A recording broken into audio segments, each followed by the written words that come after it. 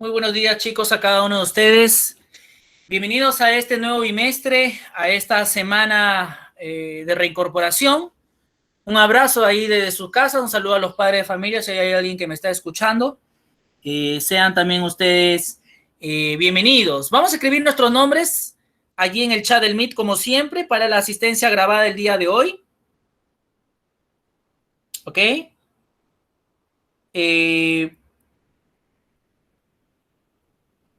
Voy a pedirles por favor que ustedes puedan de alguna manera u otra colocar sus datos.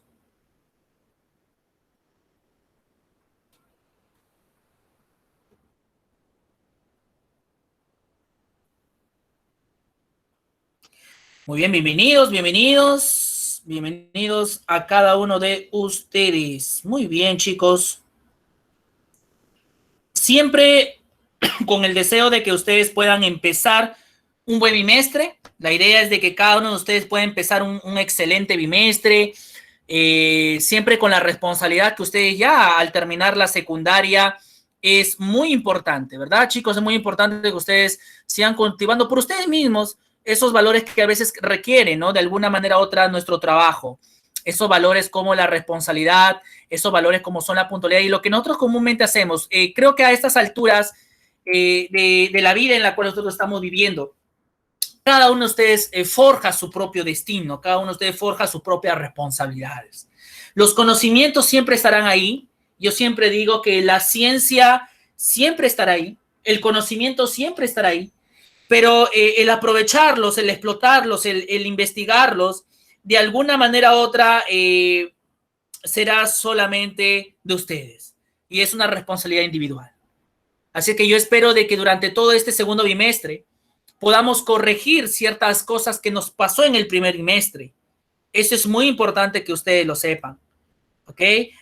Pronto se le va a dar un reporte de notas que es el resumen de su trabajo, de todo lo que nosotros hemos podido ver en la plataforma, aquí con ustedes. Entonces, ese es básicamente el resumen de todo lo que hemos visto con ustedes. Y yo espero que ese resumen sea positivo. Yo espero que ese resumen sea de alguna manera u otra positivo. Ese es mi deseo. Estamos estudiando lo que es literatura universal, estamos estudiando esa literatura europea, especialmente europea. Estamos estudiando esa literatura en la cual nos permite a nosotros comprender cómo era la temática de lo que pensaba el ser humano al inicio de su existencia, cuando se iba forjando las grandes culturas. Vimos a través de la historia la literatura antigua, vimos lo que era la literatura mesopotámica, la egipcia, vimos la china, vimos la india, vimos la hebrea. Luego vimos la literatura griega con el teatro, la épica griega. Y el día de hoy, y durante este segundo bimestre, en esta primera etapa, vamos a insertarnos a otra época de la historia. Es especial porque es una época en donde el ser humano deja de ser importante, donde el ser humano deja de ser el centro, donde la filosofía y la razón deja su lado a la fe y a la religiosidad. Pero que en medio de ese contexto hay muchos temas que analizar. Y durante esta tercera unidad vamos a ver la literatura medieval. Vamos a trabajar un poco sobre la Edad Media y las características literarias y los géneros que se cultivaron en la Edad Media. Y yo espero que a través de las sesiones de clase que semana tras semana les damos a ustedes, ustedes puedan también de alguna manera u otra trabajarlos y un poquito nutrirse de estas características especiales de lo que hoy día vamos a trabajar. Hoy día y durante esta semana, tanto en literatura y plan lector, ya saben que el plan lector lo usamos como un medio complementario de los textos que trabajamos en literatura, porque está muy relacionado. En plan lector lo que hacemos es leer, comprender un poquito la temática de los textos y de alguna manera u otra nos va a servir muchísimo en lo que corresponde a nuestro análisis especial. Y durante esta semana vamos a ver las características y todo el contexto de lo que corresponde a la literatura medieval. Toda esa literatura que se forjó, como su mismo nombre dice, en la Edad Media, una literatura especial. Y la obra que hoy día vamos a analizar, el texto que vamos a analizar, es uno de los temas importantes que suscitó en la Edad Media. Porque uno de los temas fue la novela de caballería y especialmente la épica medieval. Y hoy día vamos a analizar ese texto español de la literatura española de la Edad Media llamado el Mío Cid, el cantar del Mío Cid o el poema del Mío Cid, como uno quiere llamarlo. Y hoy día, a través de su trabajo, vamos a analizar un fragmento de esta obra importante de la Edad Media llamada el Mío Cid, que corresponde a la épica medieval. Esa épica cantada por los grandes juglares de la época. Recuerda que en la época griega hablamos de los rapsodas, hablamos de los aedos, ¿recuerdas? En esta primera parte vamos a hablar ahora de los juglares como aquellos difusores de esta literatura épica de la Edad Media. Y en esta primera parte trabajaremos lo que es el cantar del Mío Cid, ¿ok? Y durante semana tras semana vamos a ver otras obras importantes de la Edad Media de lo que pasó en Europa. En esta primera parte vamos a ver lo que es el cantar del Mío Cid. ¿Cómo relacionar la épica con este texto? Y el propósito de nuestro trabajo el día de hoy es explicar la intención del autor, esa intención, ese propósito comunicativo que el autor tiene que transmitirnos a través del texto, considerando algunas estrategias importantes como el análisis, como el cuaderno de trabajo que tú tienes, con el análisis y lectura de videos y con la comprensión misma del texto, usando las características de ese tipo textual. Nosotros en su material tenemos un texto que es el cantar primero, que se titula Adiós del Cid de Vivar. Y en este primer texto, en tan solo 9 líneas, 9 versos, vamos a trabajar el día de hoy. Y vamos a ver que más que una simple lectura, las obras de la Edad Media tiene como propósito analizar los valores del ser humano, analizar cómo vivía el ser humano, cómo sentía, cómo pensaba, cómo decidía el ser humano. Ese es el propósito de la literatura medieval. Llevarles a Dios, restaurar su alma a través de Dios. Y en este cantar, que es un cantar de caballería, vamos a ver el sentido religioso en esta obra. Y en realidad en todas las obras de la Edad Media vamos a ver el sentido religioso. La próxima semana vamos a ver otro tipo de literatura, otro tipo de obra. De aquí a 2 semanas otro tipo de obra. Y en todas las obras vamos a ver el sentido religioso. El sentido religioso en esta época importante de la Edad Media. ¿Por qué es importante el sentido religioso? Pero ya no vamos a ver un sentido religioso como en la época antigua, politeísta, panteísta, adorado a varios dioses. No vamos a ver ese sentido religioso. Vamos a ver un sentido monoteísta. Dios, el Dios cristiano, es el centro de todas las obras de la Edad Media. Ya no es el Dios Vishnu, ya no es el Dios netamente de los hindúes, de los chinos, ya no es ese Dios, es el Dios cristiano. Pero ese Dios cristiano como protagonista va a tener otros enemigos en la tierra. Y eso es lo que vamos a ver la próxima semana cuando estudiemos literatura árabe. Pero el día de hoy nos vamos a centrar a ver lo que es la épica caballeresca, el cantar del Mío Cid. Y antes de poder analizar el fragmento que tenemos en su sesión y en nuestra pantalla, vamos a compartirte de qué trata el Mío Cid. ¿Cuál es la sinopsis del Mío Cid? ¿Cuáles son los temas que desarrolla esta obra del Mío Cid? Y yo quiero que prestes atención a todo este escenario importante de este cantar del Mío Cid. Este cantar, que no sabemos quién lo escribió, es de autor anónimo, no lo sabemos quién escribió esta obra, pero lo que sabemos es de que es una obra que habla mucho sobre los aspectos importantes de lo que corresponde la temática central de la obra de caballería en la literatura medieval. Así es que te he dado el link de acceso en YouTube para que tú puedas ver un poquito de qué trata el Cid Campeador, también lo llamaban el Cid Campeador, esta obra cuyo personaje es Rodrigo Díaz de Vivar, el Cid Campeador. Vamos a ver entonces este extracto un poquito para enterarnos de qué trata esta obra de caballería, la épica medieval.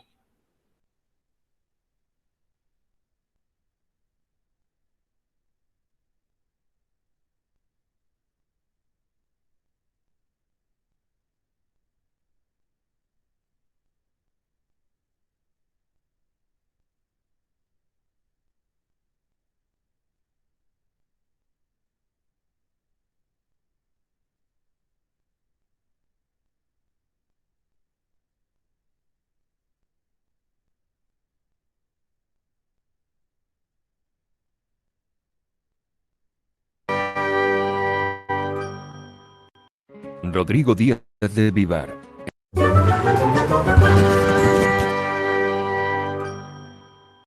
Rodrigo Díaz de Vivar, el Cid Campeador, es uno de los personajes más conocidos de la historia de España. Esto es así porque en base a su destreza y éxitos militares, logró traspasar los márgenes de la historia para entrar en la leyenda y el mito. Hoy día podemos distinguir claramente las dos facetas del personaje, la histórica y la legendaria, siendo ambas realmente interesantes. Nos centraremos en la histórica. Rodrigo Díaz fue un caballero nacido posiblemente en Vivar, cerca de Burgos, a mediados del siglo XI. Sus orígenes familiares y sociales no están demasiado claros, porque los documentos conservados solo nos permiten conocer el nombre de su padre, Diego Laínez, un caballero al servicio del rey Fernando I de León, quizás procedente de una rama secundaria de la poderosa familia Laínez. Tenemos las primeras noticias de Rodrigo precisamente en la corte palatina del rey Fernando, donde se educaría a la manera de los príncipes Sancho, Alfonso y García, recibiendo formación en leyes, letras y especialmente en el arte de la guerra. Relativamente pronto, siendo adolescente, Rodrigo Díaz empezó a destacar gracias a sus destrezas guerreras individuales. En unos tiempos en los que el combate individual era una opción para resolver litigios judiciales, un experto combatiente como Rodrigo despertaría la simpatías y admiración de príncipes y nobles. Algunos escritos nos dicen que gracias a estas capacidades, Rodrigo logró imponerse en duelo singular a un campeón navarro llamado Jimeno Garcés y a un musulmán de Medinaceli. En la corte del rey Fernando, Rodrigo trabó amistad con el mayor de los hijos del rey, el príncipe Sancho, quien lo armaría caballero y lo convertiría en su escudero personal. A partir de entonces Rodrigo comenzará a actuar en las huestes de Sancho, especialmente después de la muerte de Fernando, cuya división testamentaria de sus dominios entre sus hijos desencadenó guerras fratricidas entre Sancho, Alfonso y García. Siguiendo una tradición pamplonesa, Fernando dispuso antes de su muerte que Sancho heredara Castilla, que de condado pasaría a ser reino en estos momentos. A Alfonso, el mediano de sus hijos varones, le dejó en herencia el reino de León y el título de emperador vinculado desde hacía tiempo al trono leonés. A García, el más pequeño de sus vástagos, le legó el reino de Galicia, y a sus dos hijas, Urraca y Elvira, Zamora y Toro respectivamente. Alfonso fue sin duda el mejor heredado por su padre, y eso no tardó en despertar la ira de un Sancho que se sentía ninguneado en el reparto testamentario. Alfonso y Sancho se aliaron para dominar las tierras gallegas de su hermano pequeño García, y a la vez, Sancho comenzaba una lucha intensa contra su hermano Alfonso, entendiendo que él merecía el reino de León y el título de emperador. De ese modo, las tropas castellanas y leonesas se enfrentaron en dos batallas, la de Llantada y la de Golpejera, en las que Rodrigo sirvió a Sancho como escudero. En Golpejera, las tropas leonesas de Alfonso fueron derrotadas y el propio rey apresado. Sancho le impuso el destierro a tierras de la taifa de Toledo, gobernadas entonces por el prestigioso Al-Mamún, un soberano con el que Alfonso entablaría amistad durante su expatriación. Tras neutralizar a su hermano Alfonso y dominar sus tierras, Sancho se lanzó contra la herencia de su hermana Urraca y la ciudad amurallada de Zamora. Sancho la cercó y Rodrigo tuvo entonces la oportunidad de conocer un asedio a gran escala. A finales de 1072, el rey Sancho fue asesinado a traición ante los muros de Zamora, terminando así el asedio. Alfonso VI regresó de su destierro toledano y se puso al frente de los reinos de León y Castilla, acogiendo a Rodrigo Díaz y proporcionándole un ventajoso matrimonio con una sobrina suya, una noble de Oviedo llamada Jimena Díaz. La primera misión importante encomendada por el rey Alfonso a Rodrigo Díaz consistió en acudir a Sevilla para reclamar los tributos, llamados parias, debidos por el rey taifa Al-Mutamid. Corría el año 1079, y aquella experiencia sevillana sería especialmente formativa para Rodrigo, pues le permitió vivir por primera vez integrado en una sociedad islámica, aprendiendo del funcionamiento de una corte taifa, y teniendo la oportunidad de articular una hueste híbrida de caballeros cristianos y guerreros andalusíes. Encontrándose allí, la taifa de Sevilla fue atacada por una hueste igualmente mixta de combatientes procedentes de la vecina taifa de Granada, y caballeros cristianos comandados por García Ordóñez, uno de los hombres de la máxima confianza de Alfonso VI. Posiblemente el ideólogo de aquella acción fue el propio rey Alfonso, siempre interesado en sembrar y fomentar disputas y guerras entre las distintas taifas para así debilitarlas y poder extorsionarlas y exigir tributos más fácilmente. Rodrigo se enfrentó al ejército liderado por García Ordóñez en las cercanías de Cabra, consiguiendo una victoria aplastante. A partir de entonces, Rodrigo Díaz pudo ganar el sobrenombre de campeador, que significaba dueño o señor del campo de batalla. Rodrigo fue colmado de honores y regalos en la corte del taifa de Sevilla, y regresó a Castilla triunfal. En 1081, Alfonso VI puso en marcha una gran hueste para atacar tierras musulmanas, para devastarlas y presionarlas. Rodrigo se ausentó en aquella ocasión de la hueste regia alegando enfermedad, pero poco después respondió a un ataque lanzado por una partida de musulmanes contra la fortaleza de Gormaz. En respuesta a aquella agresión, Rodrigo asaltó y devastó tierras pertenecientes a la taifa de Toledo, aliada de Alfonso VI. Muy bien. Ahí tenemos un poquito interesante, ¿no? Porque tenemos ahí los cuadros importantes de los viajes del gran Rodrigo Díaz de Vivar. Los reyes, la característica de la Edad Media era que ya era una monarquía, obviamente, en donde la iglesia se apoyaba con el Estado. Y obviamente en esta escena, en este fragmento, vemos a un Rodrigo Díaz de Vivar conviviendo con reyes, conviviendo con otras personalidades de la Edad Media. A la medida que vamos conociendo el resumen, vamos a darnos cuenta de otras personalidades de la Edad Media. ¿Qué es lo que la Edad Media, de alguna manera u otra, vivía? Cómo la Edad Media convivía con otros personajes de clase social. Continuemos.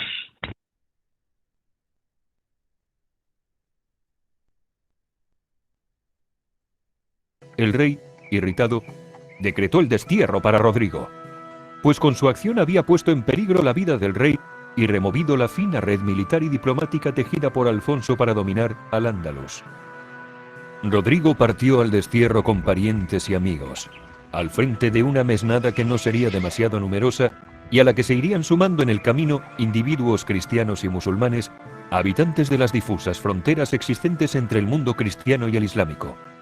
Dirigió sus pasos en principio a la corte condal de Barcelona, gobernada entonces a la par por los mellizos Ramón Berenguer II y Berenguer Ramón II. Tras ser rechazado allí... Unos comerciales, un momento, por favor.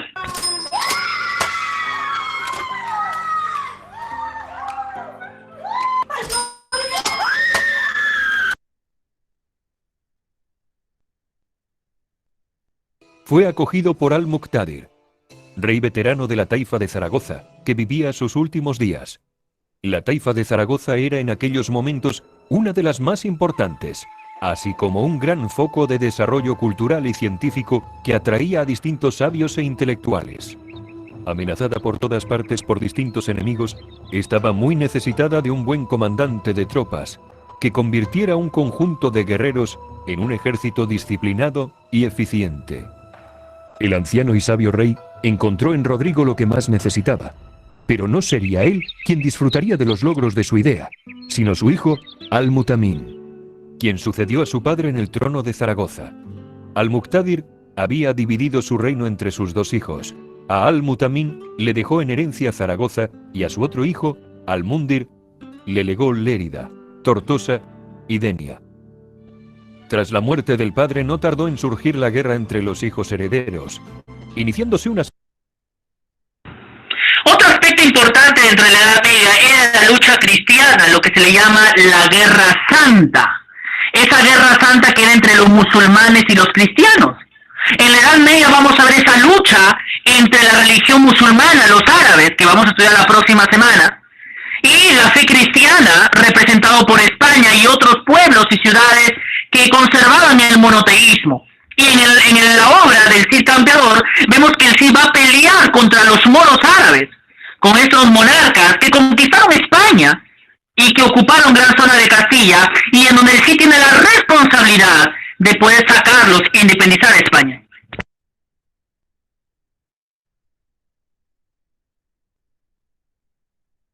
Serie de conflictos fronterizos.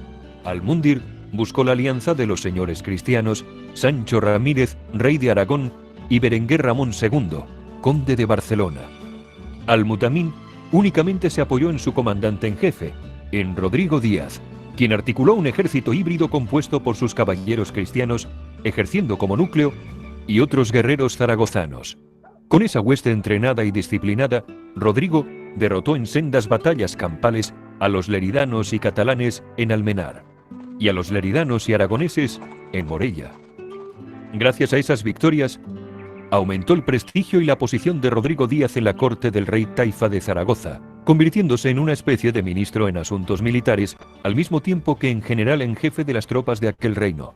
En el año 1085, Alfonso conquista Toledo, fundamental por su posición estratégica en el centro de la península ibérica y por su enorme importancia simbólica para los cristianos, pues esa ciudad había sido la capital del reino visigodo existente hasta la llegada de los musulmanes en el 711. Mientras Toledo se rendía, tras años de presión militar, política y fiscal de Alfonso VI, Rodrigo Díaz permanecía en Zaragoza.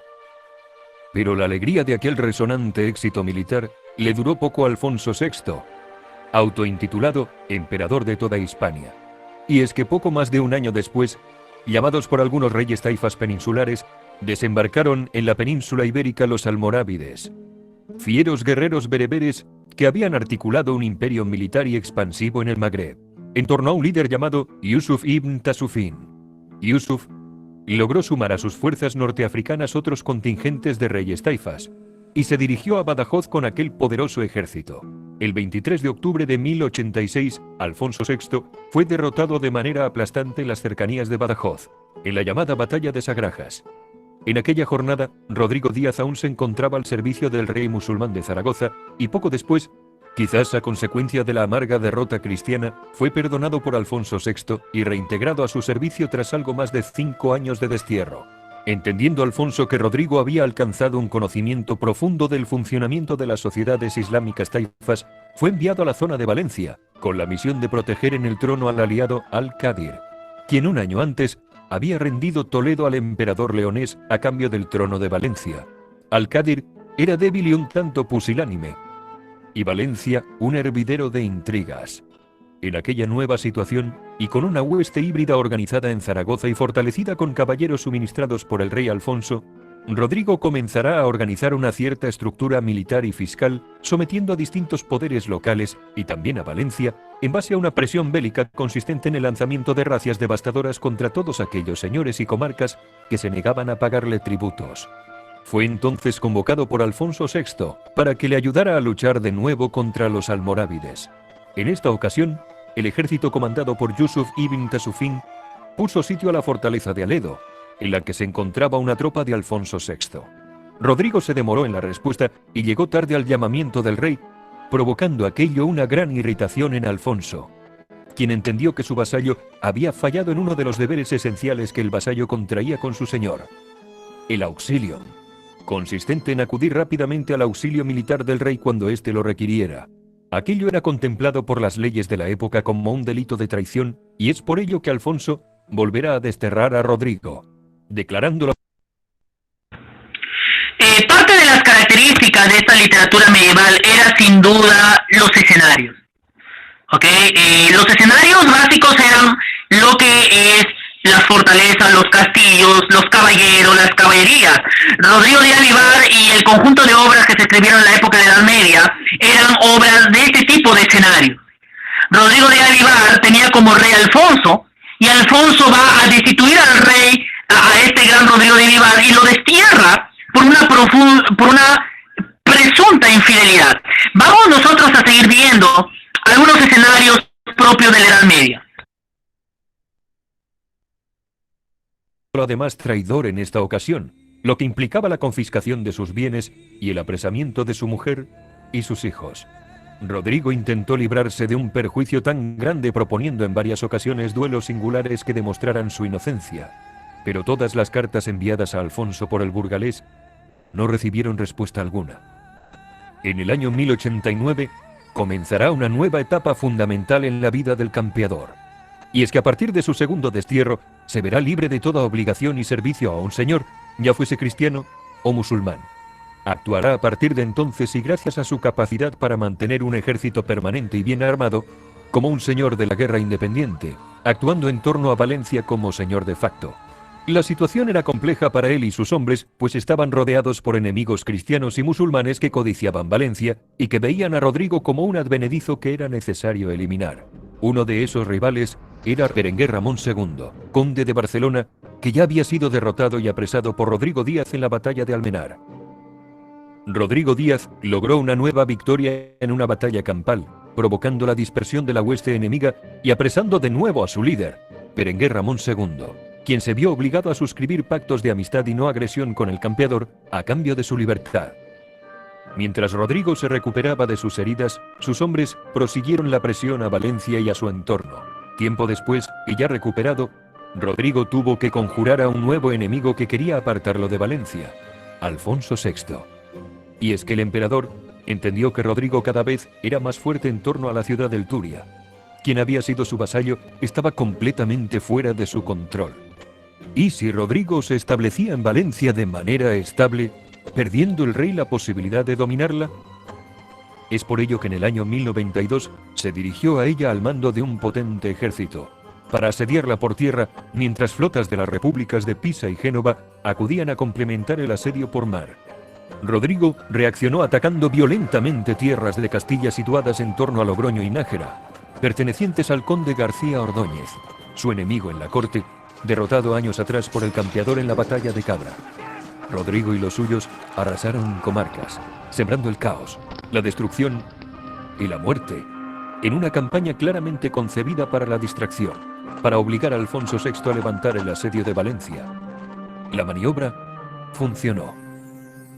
Pero Rodrigo se mantuvo alejado durante un tiempo, permaneciendo temporadas en Zaragoza, ampliando su ejército y pertrechándose de lo necesario para hacerse más fuerte en una Valencia codiciada por unos y por otros. Durante ese lapso cambió la situación en Valencia. El rey Al-Cádir fue asesinado y su lugar fue ocupado por el cadí Ibn Yahaz, quien abrió las puertas de la ciudad a una tropa almorávide. Aquella entrada trastocaba los planes de Rodrigo Díaz, quien debía expulsarlos de allí cuanto antes para que no consolidaran su dominio en la ciudad mientras esperaban la llegada de ejércitos de sus correligionarios. Ordenó refortificar y abastecer el derruido castillo de Peña Cadiella y rindió la fortaleza de Llubaya. Pronto, convirtió aquella posición en una potente plaza de armas. Empezó también el campeador entonces a intervenir activamente en las tramas políticas de Valencia, una ciudad dividida en distintas facciones. Convirtió la presencia almorávide en un argumento para presionar aún más a los valencianos, usando el estímulo de la insurgencia interna como arma desestabilizadora. Tras una serie de negociaciones y amenazas, Rodrigo consiguió que los almorávides salieran de la ciudad, facilitándoles escolta. Más tarde, comenzó una nueva fase de aproximación a la ciudad, y para ello, se empeñó en conquistar algunos arrabales como los de Villanueva y Alcudia. Llegado el momento, y tras rechazar un ataque almorávide, entendió que la mejor manera de conquistar Valencia sería asediarla por completo, impidiendo entradas y salidas, para que la población sufriera.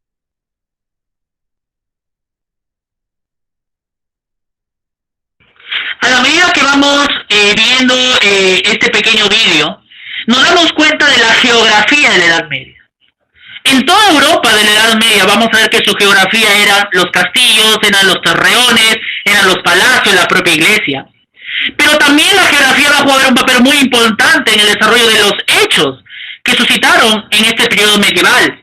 Y en todas las obras vamos a ver así. El concepto de que el mundo era el hábitat del hombre era muy crucial en la Edad Media.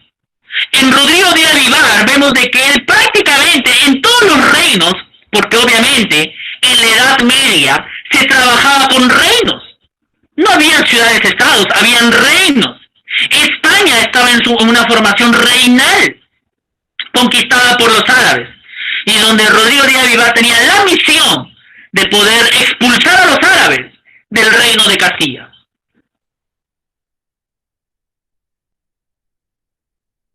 Sufriera un hambre atroz y terminara rindiendo la ciudad.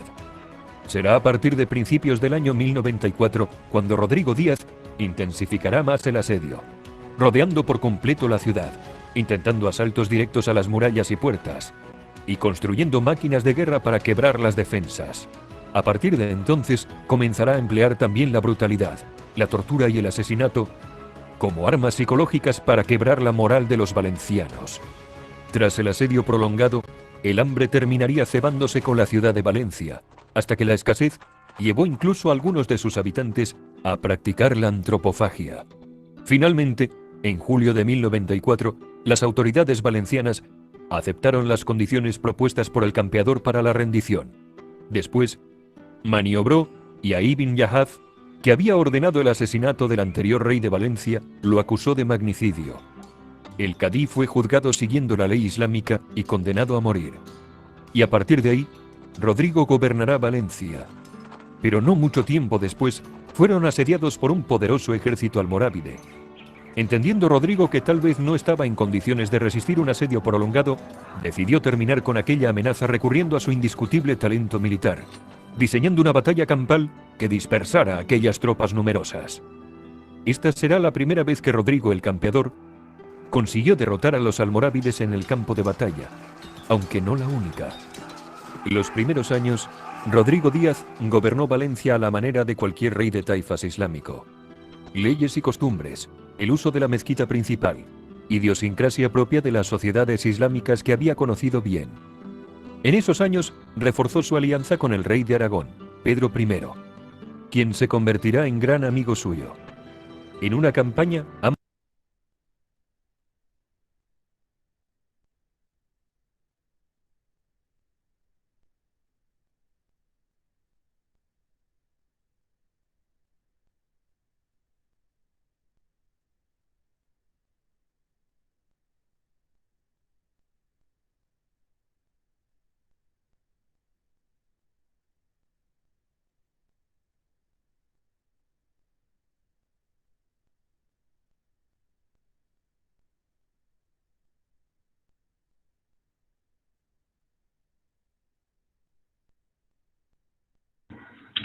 Muy bien, luego de ver un poquito la reseña sobre el personaje Rodrigo de Vivar, vamos a leer este fragmento del Cantar 1 del Mío Cid. Muy bien, y para eso voy a pedir la participación de uno de ustedes para la lectura del día de hoy. Ok, a ver, Tracy, hola Tracy, buenos días. Sí, profesor. Léenos ese pequeño fragmento que tenemos en la pantalla sobre el Cid, el cantar del Cid. Adiós de Cid Vivar. Léenos, por favor, en el lenguaje castellano de esa época. Ok. Adiós del Cid a Vivar. De los ojos tan fuertemente llorando, tornaba la cabeza y estábalos catando. Vio puertas abiertas e hucos sin cañados, alcándaras vacías sin pielles, sin mantos, sin falcones, sin actores mudados. Sospiro mío Cid, en mucho vi grandes cuidados. Flavo mío Cid, bien tan mesurado. Grado a ti, Señor Padre que estás en alto. Esto me han vuelto míos enemigos malos. Muy bien, ahí hemos leído un poquito el fragmento de El adiós al Cid de Vivar, ¿no? Este fragmento del Cantar primero, que es el primer cantar en donde el Cid es desterrado. El Cid es acusado por robar al rey Alfonso, porque lo acusan, lo chismean y él y el rey Alfonso tiene que desterrarlo. Entonces el Cid se va de su pueblo, Vivar. Y el autor en el lenguaje castellano del siglo XII dice: de los ojos tan fuertemente llorando, tornaba la cabeza y estaba los catando. Vio puertas abiertas, eucos sin cañados, alcándaras vacías, sin pieles y sin mantos, sin falcones y sin actores mudados. Suspiró mío Cid, en mucho había grandes cuidados. Fabló mío Cid, bien y tan mesurado. Grado a ti, Señor Padre, que estás en alto. Estos me han vuelto míos enemigos malos. Si lo traducimos al castellano de esta época, diríamos que el Cid estaba llorando. Estaba dudoso, con la cabeza, pensando lo que estaba pasando.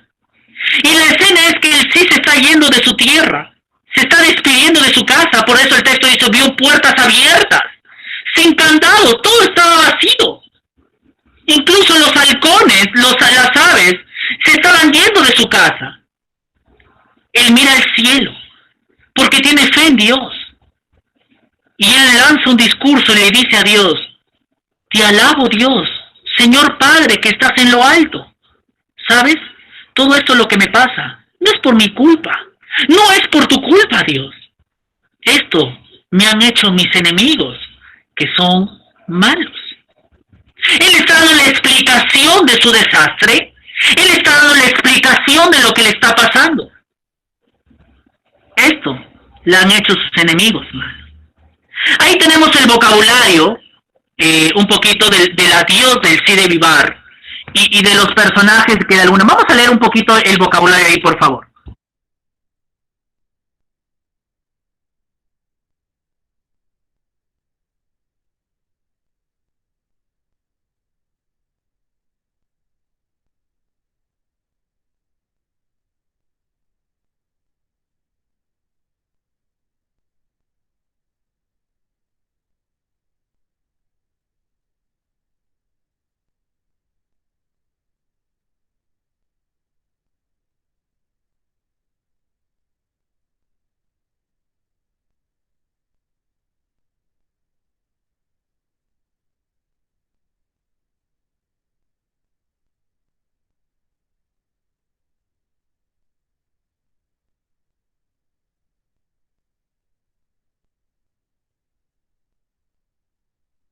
Ahí tenemos entonces el vocabulario: tornaba la cabeza, catando, ucos encañados, alcándaras. Interesante porque para la Edad Media nuestro vocabulario se estaba formando. Eso es importante saber. En este fragmento podemos ver que el tema principal es el penoso abandono que hace mío Cid de su hogar, el desarraigo del hombre de su tierra. Aquí vemos cómo el Cid se despide, no acusando a Dios ni a él mismo. El texto nos dice que esto me han vuelto mis enemigos malos. Esa era la razón por la cual sí sabía que había envidia en la corte, entre los caballeros. Y él acusa así a sus enemigos malos.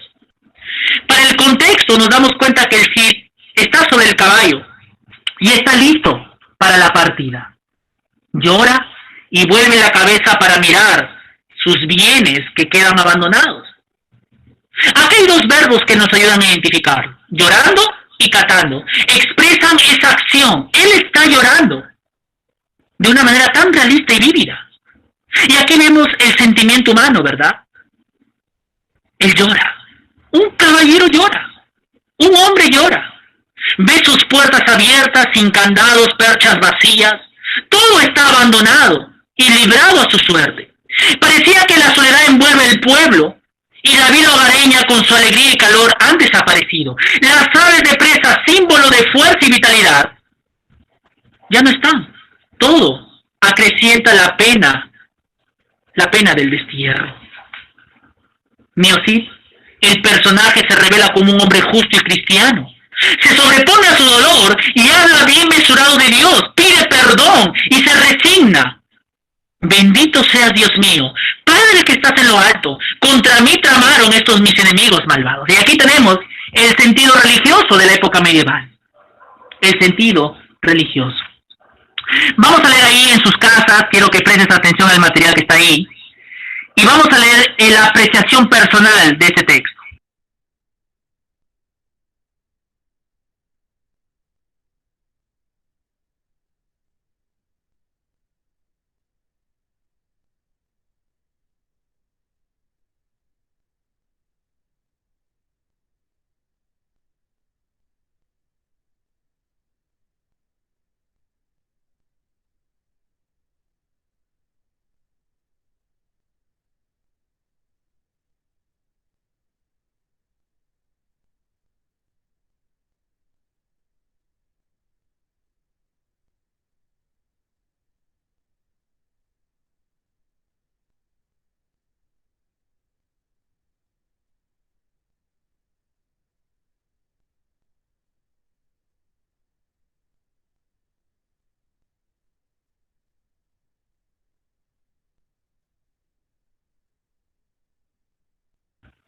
En esta apreciación nos damos cuenta que el juglar, el que compuso este poema del mío Cid, se expresa con mucho dominio, con mucha expresividad, y está apto para describir la escena vivida.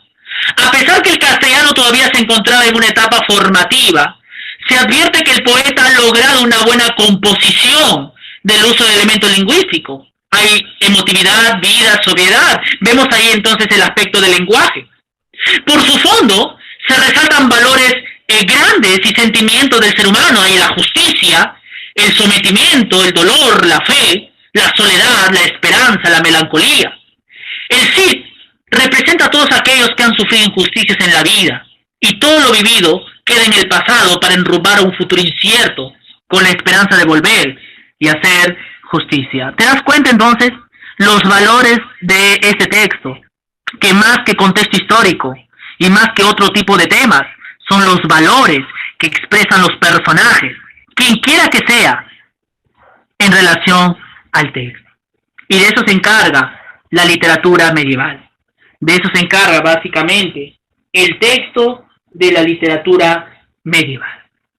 Tenemos, chicos, ahí para aplicar lo aprendido. Voy a pedirte que tú participes a través del chat del Meet sobre la respuesta de la 1, 2 y 3 para marcar la respuesta correcta. Pero voy a pedirte, por favor, que ahora sí todos participen con estas preguntas. Ustedes van a marcar la respuesta correcta en relación a las preguntas que están ahí. Bien, vamos a esperarle unos minutos para que puedan marcar la respuesta correcta y participemos como un oral en el chat del Meet.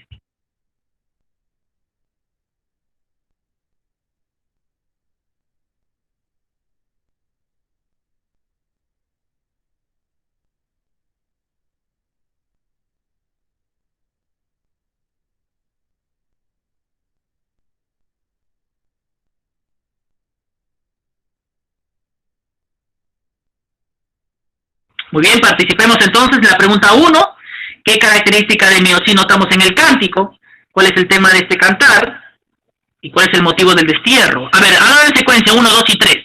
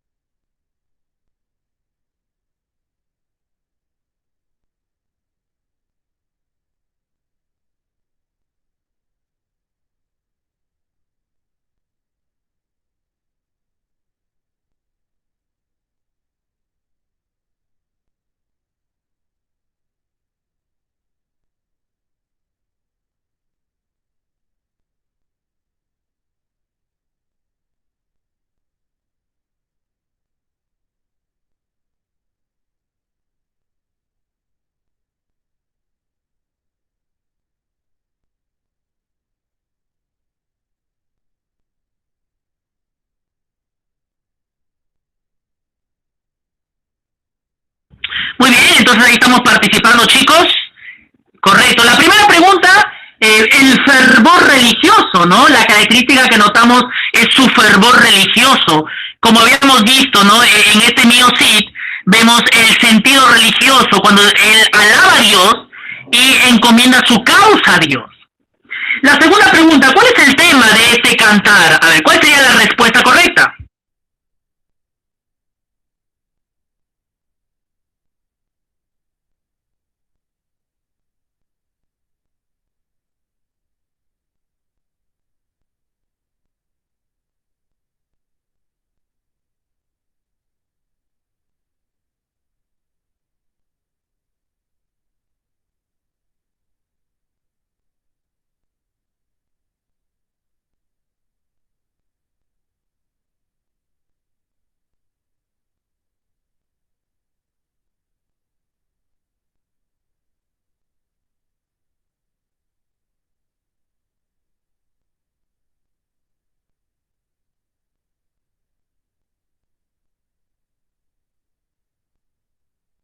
Muy bien, el tema central es el desarraigo del hombre de su tierra. ¿Recuerdas lo que vimos en la apreciación?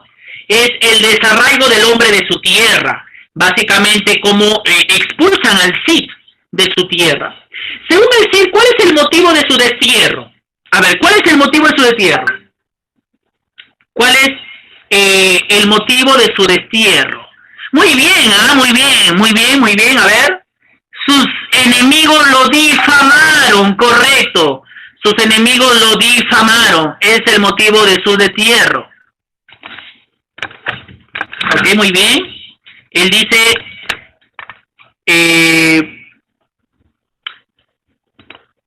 básicamente, ¿cuál es el motivo de su destierro? Sus enemigos lo difamaron, ¿no?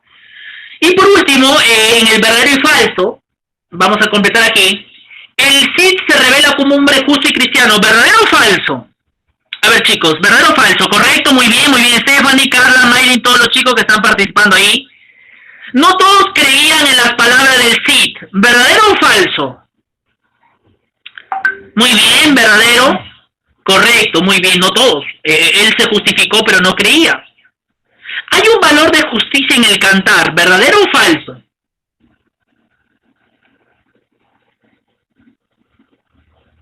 Bueno, no hay justicia, no tanto justicia, sino hay una injusticia, ¿no? El tema de la injusticia, falso. El castellano del cantar se remonta del siglo XII, sí, bueno, eso lo contesto yo porque obviamente en la estructura está correcto. Es el cantar del siglo XII, en el año 1110, posiblemente el Cid. El Cid es un personaje literario y es un personaje histórico. Y este cantar que lo escribió el juglar se remonta del siglo XII. ¿Ok? Entonces ahí tenemos la respuesta correcta. Chicos, de esta manera hemos terminado entonces nuestro análisis de este cantar en esta primera etapa de la literatura medieval. El día miércoles vamos a continuar con la literatura medieval. Vamos a ver un pequeño extracto de la obra El Cid Campeador el día miércoles. Vamos a ver un poquito más del contexto de lo que pasó en Europa en la Edad Media. Cuáles son las características de la literatura medieval y algunos representantes que nos van a ayudar a estudiar las obras que vamos a ver en la Edad Media. Vamos a dejarlo aquí esta mañana. Envíen esta parte de la sesión, de las actividades, envíenlo al Classroom el día de hoy. Cuídense mucho, nos vemos chicos, nos vemos pronto, chao.